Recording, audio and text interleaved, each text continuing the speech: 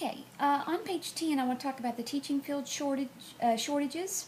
This should be interesting to some of you all, since some of you are within majors that are considered a shortage area.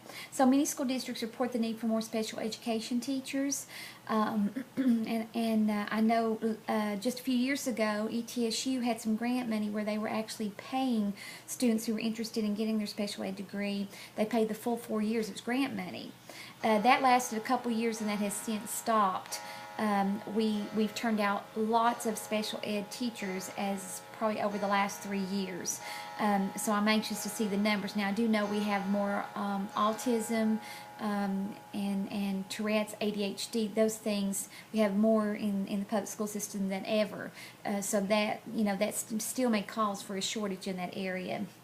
There's also a general shortage of bilingual teachers. A few years ago when I was at Central Office here in Hamlin County, the assistant director actually told me that if students would do an add-on, she would hire them immediately. If education students would do an add-on of ELL, they would immediately be hired because there's such a demand for them. So if that's something you think you might be interested in, you might want to check and see how much time that would cost you to add that on. Licensed high-quality mathematics and science teachers are in need in many of the schools. So if you're going into science and math, that came about because of the diploma project that went into effect. We just graduated the first group of diploma project students last year. So I think it's been in effect for about 4 years now, 5 years. They said 4 years of science and 4 years of math in the high school. That increased the demand for math and science teachers, thus that's why we are in a shortage.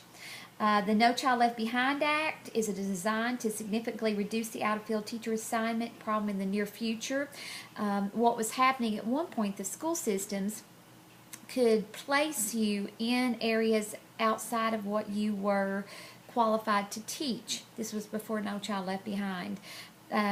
Let's say that Sarah was a 4th grade teacher. Let's say the principal came in and said, "You're doing such a great job, Sarah. Now we're going to move you over and let you teach speech, and you only have 3 kids. Won't that be great?" And Sarah thinks it's a great job. A great opportunity to get to move. 3 kids versus her 25. So she moves over there, and the state said that you could work out of your field of expertise on a waiver for 3 year. Now, the state meant for in that 3-year time frame that you as a teacher would start working toward the degree where you're at now, that out of area field. So let's say back to our Sarah scenario, Sarah in those 3 years that she's in speech would be working toward a speech pathology degree.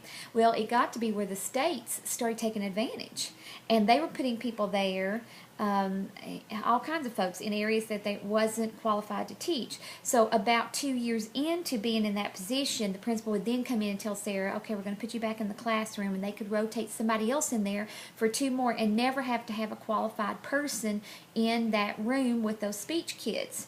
Now, stop the video. Tell me what that problem is. What's the problem with that scenario? Why was that not a good thing to do? And probably that's one of the better things that's come out of No Child Left Behind. All right, I'm waiting to hear from you. Text me why you think allowing teachers to teach out of those areas of expertise, why that's not such a good idea. All right, I'll be waiting.